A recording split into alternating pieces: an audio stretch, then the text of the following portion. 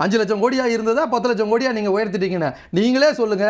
இதே 10 ஆண்டுகளுக்கு முன்னாடி கலைஞர் அவர்கள் விட்டுட்டு போகும்போது 1 லட்சத்துக்கு கோடியா இருந்ததை கொண்டாந்து 500 மடங்கு கொண்டு வந்ததும் எடப்பாடியினுடைய ஆட்சி. அதை நாங்கள் பேசலாமா? இங்கே சதவீத அடிப்படையில் பேச வேண்டிய விஷயம் இல்லை, மக்களுடைய அடிப்படை விஷயங்களை அவர் சொல்றாரு. அரிசி விலை ஏறி போச்சுன்னாரு. அரிசி விலை ஏறுதுன்னா நீங்கள் அதன் மேல் திணிக்கப்பட்ட ஜிஎஸ்டி பொருளால் அதனுடைய விலை ஏறிச்சா? ஜிஎஸ்டி விலை உயர்வை கண்டித்து இவர்கள் என்ன செய்தார்கள்?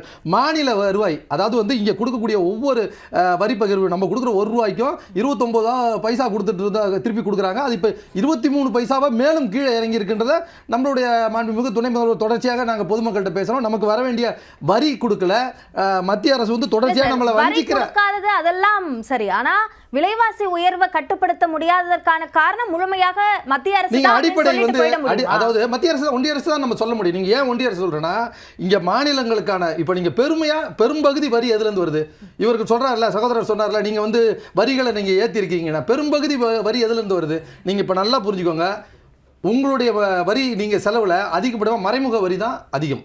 அதாவது நீங்கள் வாங்கக்கூடிய பொருட்களில் நீங்கள் சாப்பிட்ற ஃபுட் ஐட்டம்ஸ் ஆகட்டும், இல்லை பெட்ரோல் ஆகட்டும், இதெல்லாம் ஒரு சராசரியாக ஒரு மனிதன் அதிகப்படியான வரி. இந்த மறைமுக வரியினுடைய முழு பணமும் எங்கே போகுதுன்னா ஒன்றிய அரசுக்கு தான் போகும்.